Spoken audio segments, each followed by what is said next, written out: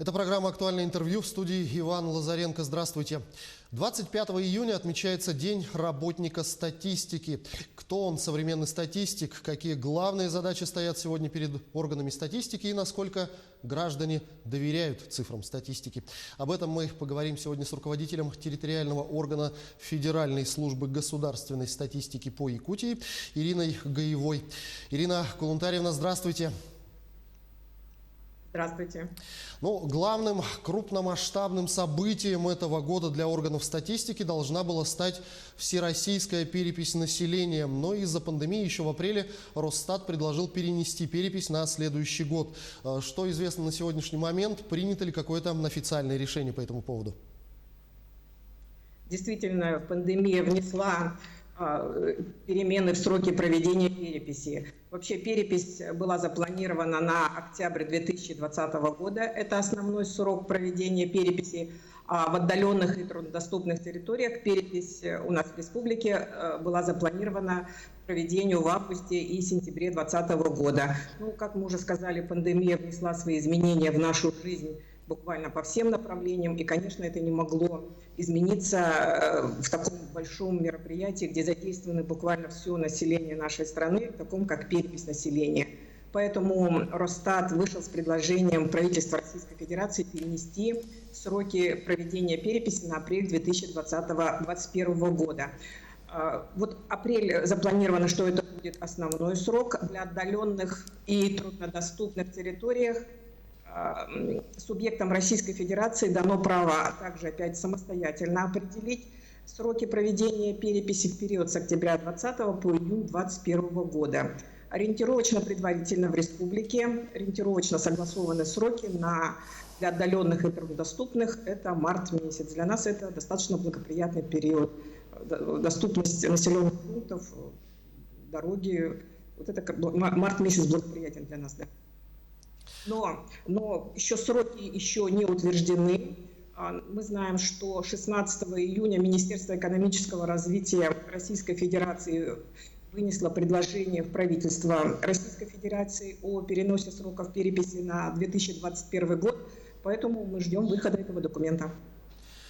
Если говорить о нынешних реалиях, то как пандемия в общем повлияла на работу органов статистики, как ведется сейчас сбор статистической информации и как в целом меняется ваша работа под влиянием развития технологий и цифровизации очень многих наших процессов?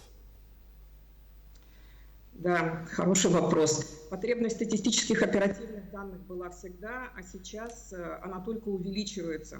При этом работа статистических органов ни при каких условиях не может остановиться. И в связи с этим нашей главной задачей в период пандемии было и еще остается сохранение работоспособности нашего коллектива. В Саха-Якутия-Стате работает более 300 человек. У нас есть подразделения в каждом районном центре. Поэтому в ежедневном режиме мы ведем мониторинг ситуации в каждом районе. Мы отслеживаем работу буквально каждого сотрудника. У нас установлен жесткий график работы по каждому подразделению, по каждому буквально кабинету. Треть сотрудников переведена у нас на удаленный режим работы. Для части других сотрудников установлены гибкие режимы работы. И еще раз самое главное, мы следим за жесткостью исполнения принятых нами решений, дабы сохранить еще раз работоспособность коллектива. Работа статистики не прекращается. Естественно, изменились условия не только работы нас как органа статистики, изменилась работа и всех предприятий и организаций, которые сдают и должны сдавать нам отчетность. Естественно, тоже значительное число специалистов переведено на удаленный режим работы. В связи с этим у них тоже испытывают определенные трудности и при формировании информации, и при сборе отчетности. В этот период много и звонило, и жаловались, и ругались, что мы в такое время еще и требуем отчеты. Работали мы буквально с каждым предприятием, с каждой организацией. Объясняли, разговаривали, уговаривали, просили, еще раз объясняли. И в апреле и в мае, месяцы, которые уже прошли. При этом отчетность была, результатом этой работы было, что отчетность была собрана практически в полном объеме. Поэтому я хочу поблагодарить всех наших респондентов, все предприятия, которые, несмотря на все эти трудности, проявили высокую ответственность и дисциплину. Благодаря этому данные, предоставленные, сформированные, предоставленные нами, достоверны и полны. Кроме того, что мы испытывали трудности в сборе информации, у нас еще поменялся и способ предоставления отчетности.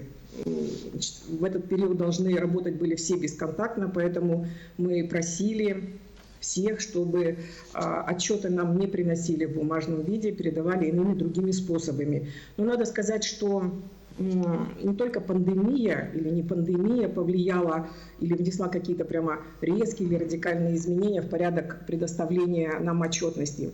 Еще начиная с 2014 года одним из основных направлений развития органов статистики – это сбор отчетности в электронном виде. Поэтому еще с 2014 года проводится много работы с организациями. Подготавливается, меняется, усовершенствуется программное обеспечение, шаблоны, чтобы предприятиям было удобно сдавать. И к началу 2020 года мы уже собираем порядка 82% отчетности в электронном виде. Поэтому, вы понимаете, для нас какого-то глобального большого стресса в том, что мы не можем получить отчет, не было. Это вот одна часть – получить информацию.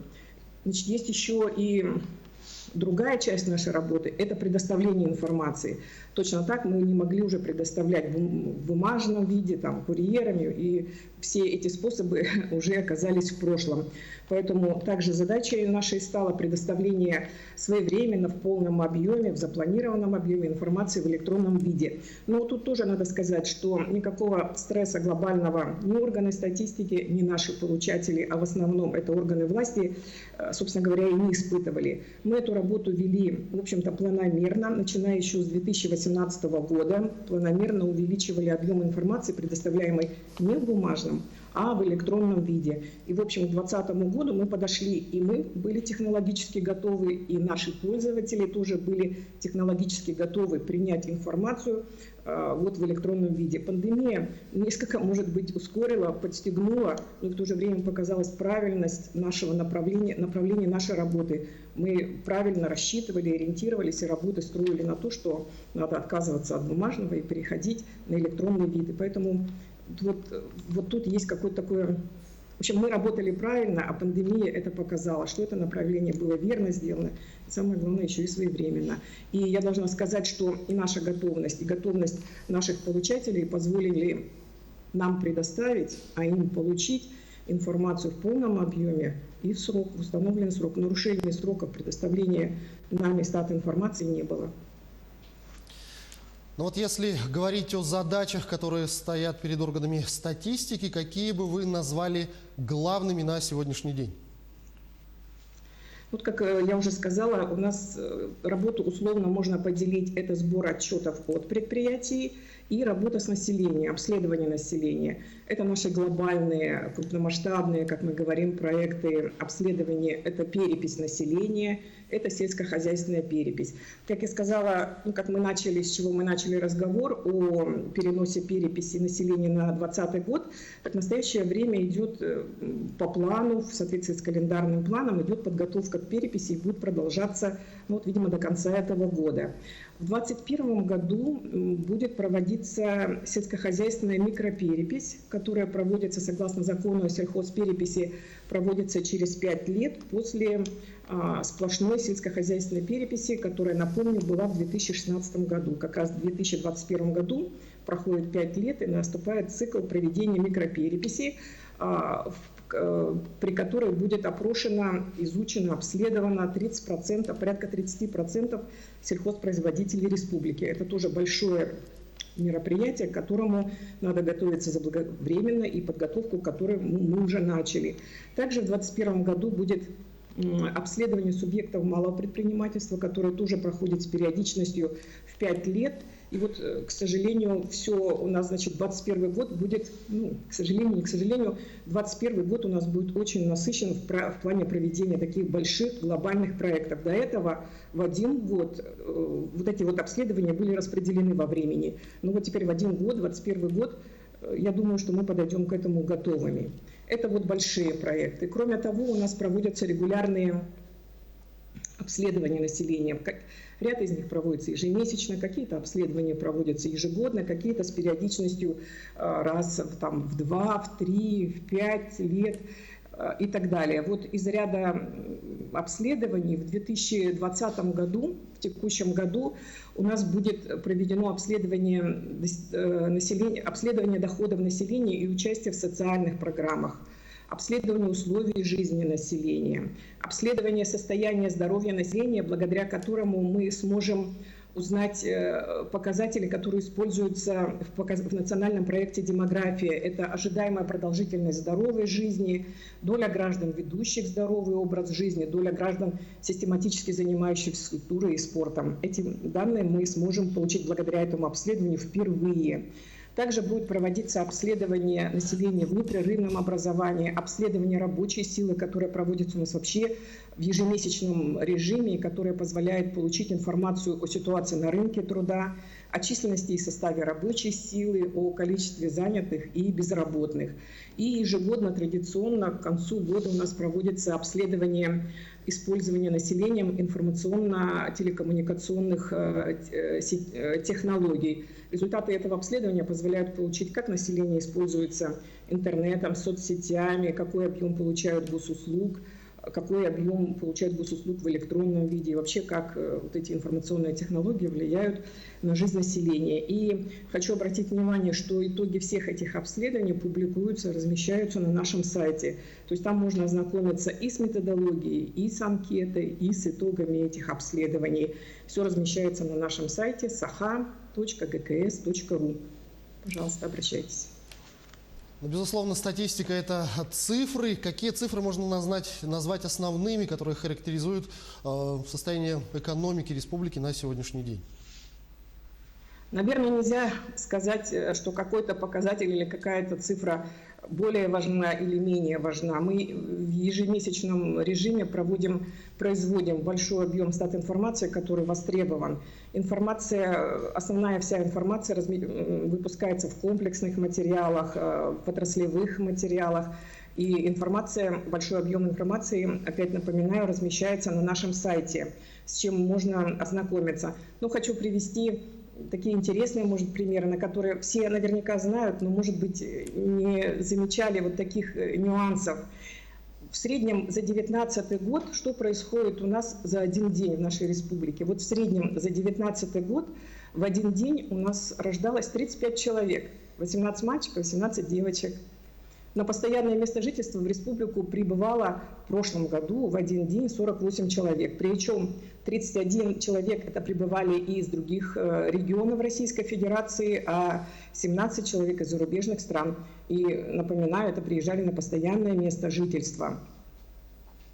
За один день в нашей республике производилось 101 тонна мяса, 442 тонны молока, 366 тысяч штук яиц. И также за один день строится 26 квартир площадью порядка 1500 квадратных метров. И перечень этих показателей, которые мы формируем, собираем, он крайне велик. Ну вот вы несколько раз упомянули, что с данными статистическими можно ознакомиться на сайте. Я так понимаю, доступность, в принципе, очень хорошая. Но есть ли обратная связь и можно ли говорить о том, что граждане доверяют цифрам государственной статистики? Да, и с вашей помощью, и с помощью этой передачи, этого интервью я еще раз хочу напомнить, что основной, большой, обширный, широкий объем информации размещается на нашем сайте saha.gks.ru. Объем информации очень велик, и для того, чтобы в помощь пользователям, чтобы можно было сориентироваться, где, как получить информацию, у нас на главной странице сайта размещена видеоинструкция по поиску информации. Обращайтесь. Если есть вопросы, задавайте. Мы все время изменяем свою работу, улучшаем свою работу. Мы всегда рассчитываем на обратную связь, которая поможет упростить работу пользователей и сделать нашу работу максимально и более востребованной. При этом хочу сказать, что обратная связь у нас есть, поэтому у нас постоянно меняется, модернизируется сайт. размещается информация, размещается большой объем инфографики, которая упрощает или делает более доступным понимание сложных показателей. В этом году на нашем сайте мы создали рубрику «Пресс-служба» специально для СМИ, куда можно обращаться, где уже туда загружается, закладывается информация, доступна для скачивания, посвященная основным показателям и не только основным показателям, но и основным событиям, происходящим в республике. Там размещается информация в виде текста, в виде таблиц, в виде инфографики. В общем, на все темы, посвященные социально-экономическому развитию Якутии. Кроме того, на нашем сайте можно оформить подписку к любому разделу. Кроме этого, можно заключить договор на получение информационно-статистических услуг. При этом средняя посещаемость, вот по итогам 2019 года, средняя посещаемость нашего сайта составляет порядка 30 посещений, 30 тысяч просмотров в месяц. Ну и кроме того, мы в ежедневном режиме получаем большое количество запросов. И это запросы идут не только от министерств, ведомств или от предприятий, большой объем идут запросов и от граждан. Это получение справок для суда, это получение справок для компенсации за работу на вредных условиях, о ценах. Много к нам обращаются, надо сказать, и студенты, и школьники для подготовки своих дипломных, курсовых или научных работ. Запрашивают очень большой объем информации, при этом мы никому не отказываем. И подготовка ответов у нас занимает, кстати, крайне сжатые сроки. Мы готовим и предоставляем информацию. Объем у нас действительно очень высокий. И кроме этого, регулярно мы проводим опрос населения в целях понимания доступности информации, понятна ли информация и удовлетворены ли пользователи. И последнее такое обследование показало, во-первых, положительное отношение к деятельности Саха-Якутия-Стата. Со стороны респондентов мы получили хорошую оценку за профессиональный уровень сотрудников, за подготовку материалов. И в целом степень удовлетворенности пользователей статистической информацией составила по последнему опросу 90%. И, кроме того, я хочу сказать, я уже несколько раз специально говорила про наш сайт, упоминала адрес saha.gks.ru. Кроме того, с прошлого года мы активно развиваем свою информацию, выкладываем в соцсетях. Найдите нас в Инстаграме, ищите нас в Инстаграме и ВКонтакте, где для граждан приводится актуальная статистическая информация в максимально доступном и легком для восприятия формате. Данные, которые собирает ваше ведомство, я так понимаю, абсолютно разные. И если опираться на них, то можно теоретически описать портрет среднестатистического жителя Якутии. Интересно, как он выглядит на сегодня и насколько он изменился, скажем, за последние 10 лет. Для начала я хочу сказать, что нас стало больше. За последние 10 лет численность населения увеличилась на 2,4%. При этом увеличение сельского и городского населения шло не одинаково. Рост городское население увеличилось на 4,6%. При этом население, если 10 лет назад, в 2009 году, рост населения, увеличение численности населения осуществлялось за счет миграционного прироста, то есть к нам больше приезжало. За счет этого росла численность населения нашей республики, то уже в 2019 году рост численности населения осуществляется за счет того, что нас больше рождается, детей, за счет этого осуществляется прирост населения в республике. Это очень серьезные изменения, которые показывают, как изменяется, как улучшается, наверное, наша жизнь. Кроме того, за 10 лет среднестатистический житель республики стал старше. Если в 2009 году средний возраст среднестатистического жителя составлял 33 года, то уже в 2019 году уже 35 лет. Среднедушевые денежные доходы по сравнению с 2009 годом увеличились в 2,1 раза.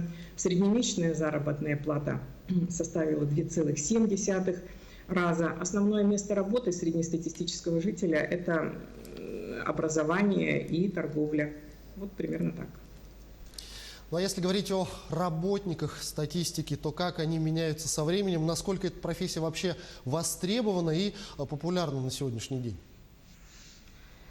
Как меняются, и как и 10 лет назад, в основном в статистике работают женщины. Мужчины у нас работают по IT-направлениям. Может быть, поэтому мы так хорошо продвигаемся вперед, и все свои вопросы по технологиям мы осуществляем с хорошим таким результатом, с высоким эффектом.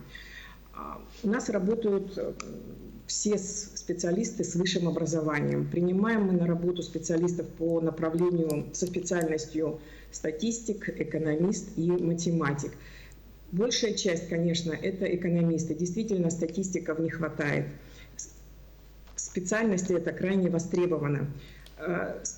Где-то в чем-то похожий статистик и экономист, но статистик, образование, специальность, полученная специальность статистик позволяет гораздо больше и лучше использовать те данные, которые мы собираем и формируем. Востребованность есть. Мы надеемся, что, к сожалению, Северо-Восточный федеральный университет не подготавливает специалистам по направлению статистику, но очень надеюсь, что выпускники этого университета скоро станут нашими коллегами и пополнят наши ряды, потому что хочу и всем сказать, и поблагодарить, и поздравить и студентов, и руководителей Северо-Восточного федерального университета, потому что их команда заняла первое место в 10-й международной студенческой олимпиаде по статистике, которую курировал и организовывал Росстат, заняли первое место в творческом конкурсе. Поэтому специалисты обращались к нам за помощью, мы помогали в предоставлении информации, и мы очень рассчитываем, что вот как раз выпускники и придут к нам. Мы их ждем. Ирина Кулунтарьевна, разрешите поздравить вас с вашим профессиональным праздником, ну и, конечно, ваши поздравления с Днем работника статистики вашим коллегам. Спасибо за поздравления. Хочу напомнить и обратить внимание, что статистика насчитывает многовековую историю. Статистика была нужна и важна, и необходима всегда, и будет нужна. Наши специалисты будут всегда востребованы. Причем еще хочу сказать в своем, может быть, поздравлении, специалистов статистики всегда с удовольствием берут, переманивают, может быть, приглашают в администрации и в другие организации. Мы, с одной стороны, с сожалением передаем таких специалистов, но с другой стороны и радостью, что на той стороне наши респонденты это будут подготовленные люди, которые понимают взаимоувязанность цифр, показателей.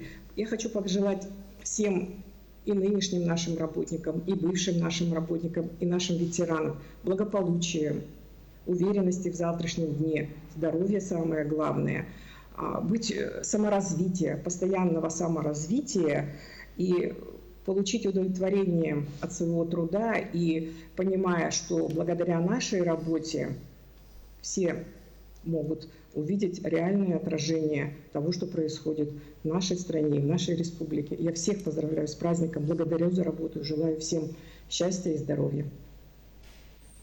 Я благодарю вас за беседу, спасибо, что ответили на наши вопросы. Всего вам доброго. Спасибо.